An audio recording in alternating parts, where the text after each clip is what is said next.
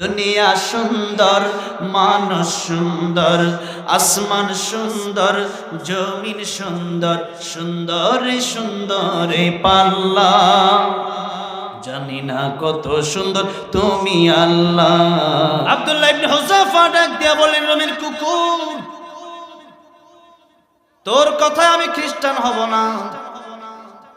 এই দুনিয়ার ভিতরে সবচাইতে বড় গুনার নাম হলো শিরিক। সবচেয়ে বড় গুনার নাম কি? শিরিক। আল্লাহর সাথে শিরিক করা।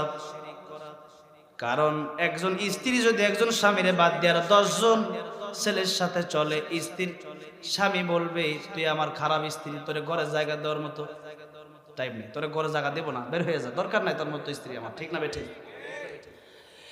আব্দুল্লাহ ইবনে হুযাফা বললেন, ও রোমের কুকুর, তোর মেয়েরও দরকার নাই, তোর জমিরও দরকার নাই, আমার কিচ্ছু দরকার নাই। আমি চাই আমার আল্লাহকে। কারণ মাল্লাহুল মাওলা ফালাহুল কুল, যে আল্লাহকে পেয়ে গেল সে সব পেয়ে গেল। আল্লাহু আকবার। এই জন্য আমরা দুনিয়া চাই না, আল্লাহকে চাই। দুনিয়াকে যদি ভালোবাসেন, পানি মুট করে নিলেন, বলেন পানি হাতের ভিতরে কত থাকবে? থাকবে? থাকবে না। দুনিয়াটা এরকম, যতই মুট করতে চাবেন ততই দুনিয়া আপনার কাছ থেকে দূরে সরে যাবে। আর আল্লাহকে যদি ভালোবাসেন, আল্লাহ দুনিয়া দিবে ফিরি আখিরাতের সাথে।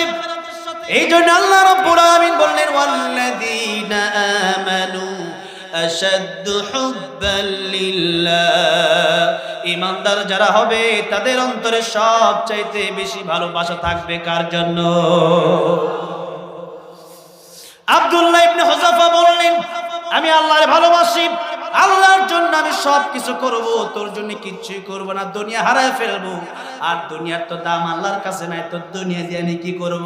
দুনিয়ার দাম যদি আল্লাহর কাছে মশার পাখার সমান হতো, একটা কাফেরকেও আল্লাহ রাব্বুল আলামিন এক গ্লাস পানি পান করতে দিতেন না। সুতরাং আমি দুনিয়া দিয়ে কি করব? আমি তো আল্লাহরে ভালোবাসি, যে আল্লাহ আমারে বানিয়েছেন, আবার যে আল্লাহর কাছে আমার ফিরে যেতে হবে।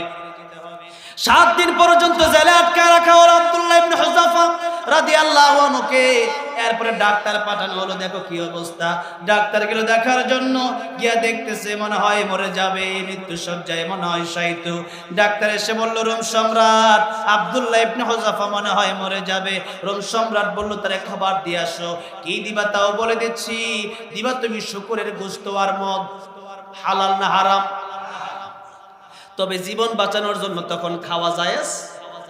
জীবন বাঁচানোর জন্য মদ, অথবা অনেক আপনার কোন রকম কিচ্ছু নাই এমন জায়গায় গেলে শুধু মদ আছে, তখন আপনার গলা সহ মরে যেতে পারেন, তখন খেতে পারেন, এটা জায়েজ আছে। আব্দুল্লাহ ইবনে হুযাফার ঈমান কেমন? 7 দিন না খাওয়া।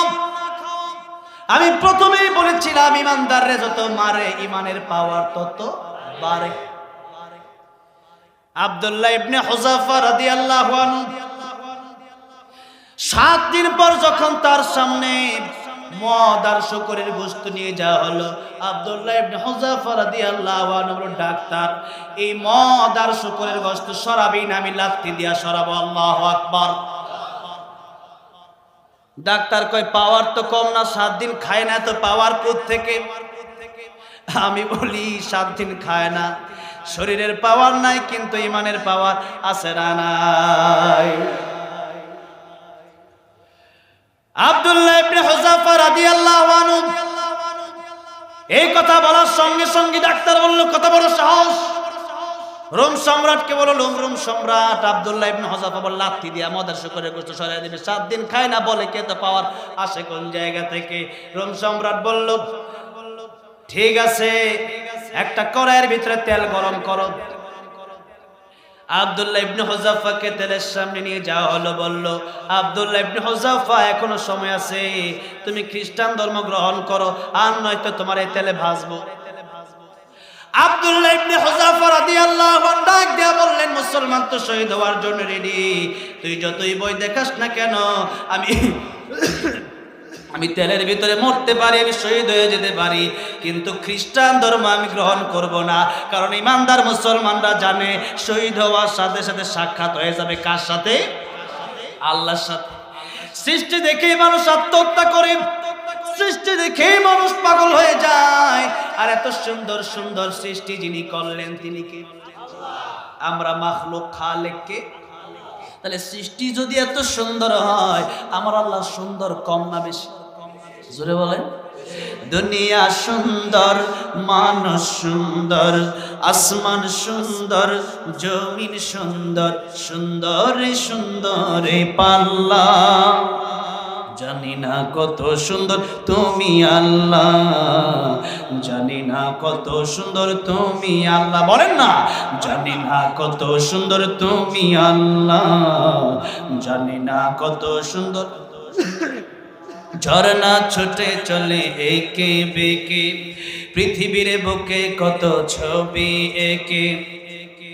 নদীর কলতানে, সাগরের গর্জনে, ঢেউয়ে ঢেউয়ে দেয় পাল্লা।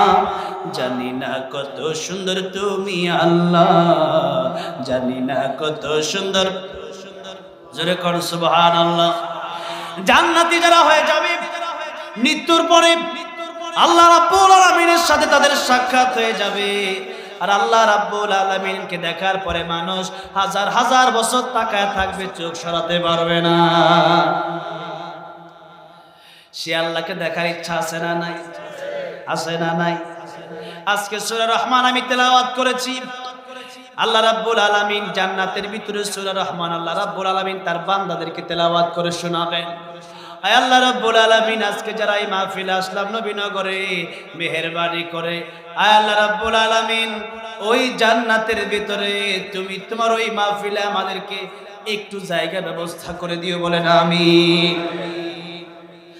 সূরা রহমান আল্লাহ রাব্বুল আলামিন বললেন, আর রহমানু আল্লামাল কুরআন খালাকাল ইনসান। আপনাদের কষ্ট হয়ে যাচ্ছে? 10 থেকে 15 মিনিট কথা বলবো, রাজি আছেন না নাই? আলহামদুলিল্লাহ, আল্লাহ কবুল করেন। এই শীতের ভিতরে যারা বসে আছেন, রাত যত গভীর হয় মানুষের দরজা বন্ধ হয়ে যায়, আর একজনের দরজা খুলে যায়, তিনি কে?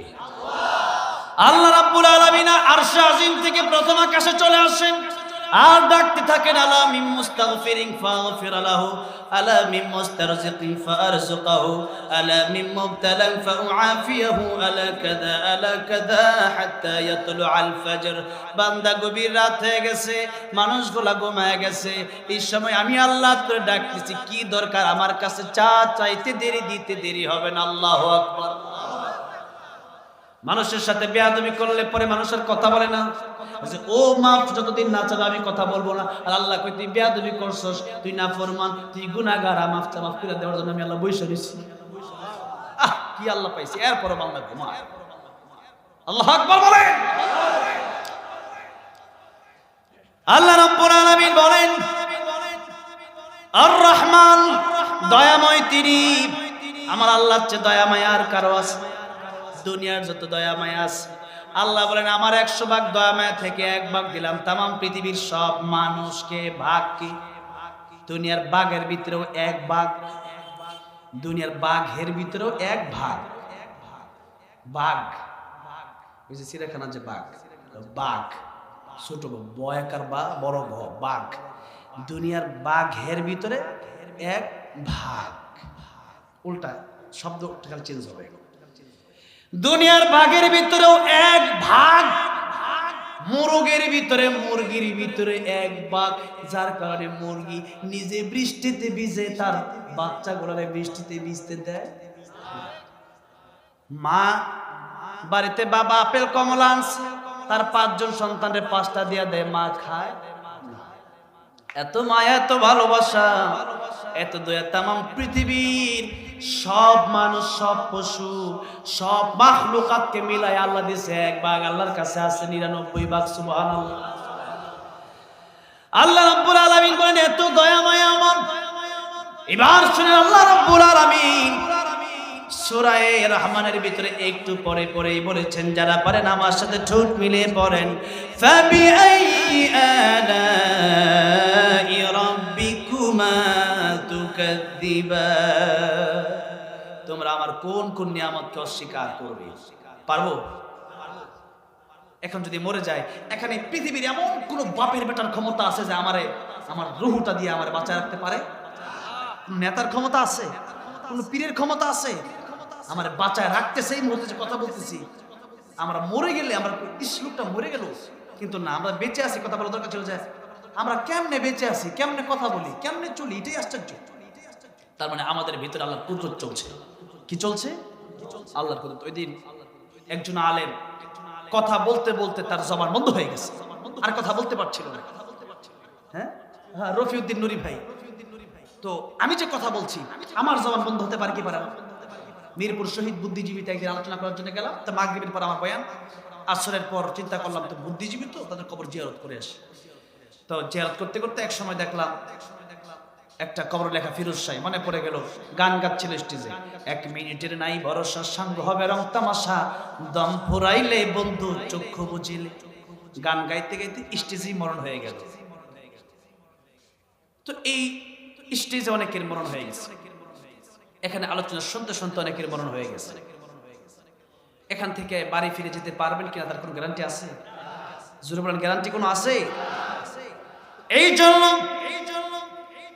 সব নিয়ামত আমার আল্লাহর দেয়া।